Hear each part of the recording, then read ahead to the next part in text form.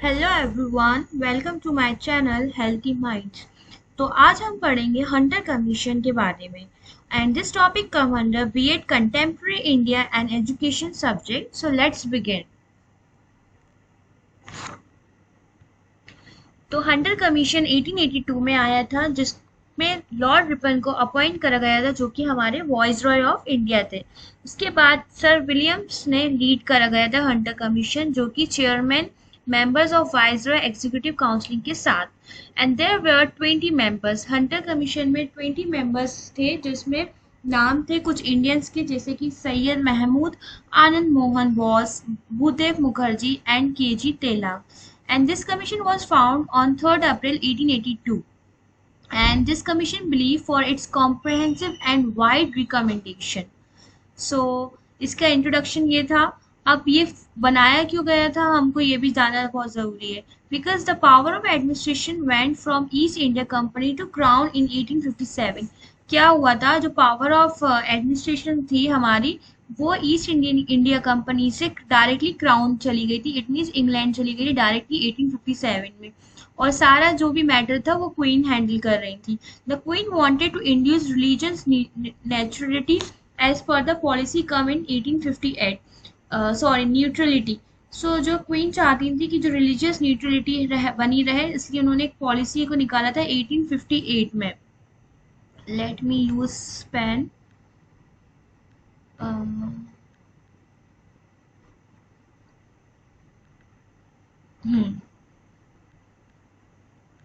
सो 1858 में जो पॉलिसी बनाई गई थी। A request was made to Lord Ripon by the general council.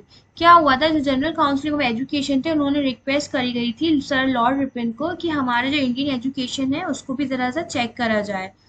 Then उसके बाद 1880 में जो कि कंट्री काउंसलिंग एक्ट पास करा गया था, जिसमें कि प्राइमरी एजुकेशन जो इंग्लैंड की थी, लेकिन ये कहाँ पास करा गया था, इंग्लैंड में।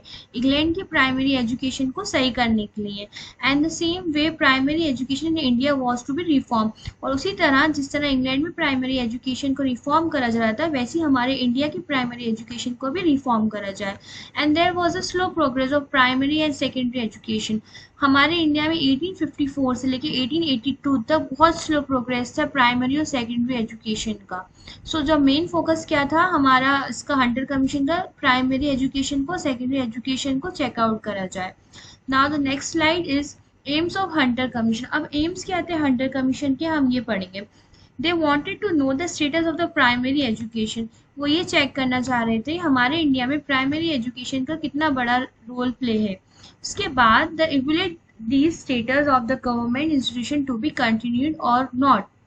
जो गवर्नमेंट के इंस्टीट्यूशंस हैं उनको कंटिन्यू करना चाहिए या नहीं। And they wanted assess the work done by the missionaries. और वो ये भी चेक करना चाह रहे थे जो कि मिशनरीज जो इंस्टीट्यूशंस थे वो किस तरह से इंडिया में काम कर रहे हैं। And you know there are so many missionary schools nowadays in India. To know the how well the grant in aids. So यहाँ पर आई एन इन आएगा, little bit mistake. So grant in aids क्या होती है, जो भी हमें वो फंड्स मिलता है वो किस तरह से हमें यूज़ हो रहा है एजुकेशन में, और किस तरह से वो फंड्स वर्क कर रहे हैं और इनकरेज कर रहे हैं गवर्नमेंट को कि वो अच्छे से प्राइमरी और सेकेंडरी एजुकेशन को कर सके। इसके बाद the main aim was to improve primary education. या मेन एम क्या था इसका, प्राइमरी एजुकेशन को इम्प्रूव करने का, एज वेल एज सेकेंडरी और हायर एजुकेशन को भी इम्प्रूव करने के लिए। Now the recommendation of Hunter commission में क्या क्या चीज़ें इंपॉर्टेंट थी। पॉलिसी बनाई गई थी प्राइमरी एजुकेशन के लिए। देन उसके बाद ग्रैंड इन एड्स बनाए गए थे, यानी कि कुछ फंड्स तैयार करे गए थे प्राइमरी एजुकेशन के लिए। स्कूल का एडमिनिस्ट्रेशन चेक करना था कि किस तरह से जो एडमिनिस्ट्रेशन चल रहा है वो सही है कि नहीं। कुछ रिलीजियस एजुकेशन की जो सब्जेक्ट्स होते हैं उसको भी चेक करना था कि ये किस तरह से रिलीजियस एजुकेशन हम प्रोवाइड कर सकते हैं। इंडिजिनियस स्कूल्स क्या होते हैं, जो कि सब बच्चों के लिए सेम होते हैं। And curriculum also it's important. Curriculum भी उसमें हंटर कमीशन में चेक करा गया था कि जो करिकुलम चला आ रहा है primary secondary as well as higher education के लिए वो सही है कि नहीं है। देन उसके बाद ट्रेनिंग टीचिंग भी टीचर्स ट्रेनिंग निकाली गई थी, यानी कि टीचर्स को भी ट्रेन करना है, जो कि वो जो पढ़ा रहे हैं किस किस वे में क्या टेक्निक यूज कर रहे हैं, तो टीचर्स ट्रेनिंग भी बहुत इंपॉर्टेंट रोल प्ले कर रही थी। देन उसके बाद वुमेन एजुकेशन पे भी फोकस करा गया था हंटर कमीशन में। सो these are the major points which come under the Hunter Commission. Now let's move to the another slide. अब पॉलिसीज क्या करी गई थी प्राइमरी एजुकेशन के लिए? पॉलिसीज प्राइमरी एजुकेशन के लिए करी गई थी should be practical and interrelated to life. जो कि प्राइमरी एजुकेशन का मेन जो फोकस था ये था कि प्रैक्टिकल होनी चाहिए, सब्जेक्ट्स कुछ ऐसे होने चाहिए जो भी प्रैक्टिकल लाइफ में हम यूज कर सकते हैं और हमारी लाइफ से रिलेटेड हो। ठीक है। Then the impart behavioural changes in small children and make them self dependent. कुछ ऐसे बच्चों के बिहेवियर में चेंजेस लाना ताकि वो सेल्फ डिपेंडेंट बन सके। The language of instruction should be mother tongue. हाँ, ये बहुत इंपॉर्टेंट है, जो लैंग्वेज इंस्ट्रक्शन था वो मदर टंग ही रखी गई थी बच्चों के लिए। The person who have primary education should be give preference in the world in marginalized group were encouraged to get primary education. So these are some points which come under the policy for primary education. Now grant in aids को हम detail में पढ़ेंगे। Gran in aids क्या था? एक system था not uniform in India, so this system was to be made uniform. जो grant in aids system था हमारे इंडिया में यूनिफॉर्म नहीं था, लेकिन इसके बाद हंटर कमीशन के बाद ये इसको यूनिफॉर्म कर दिया गया।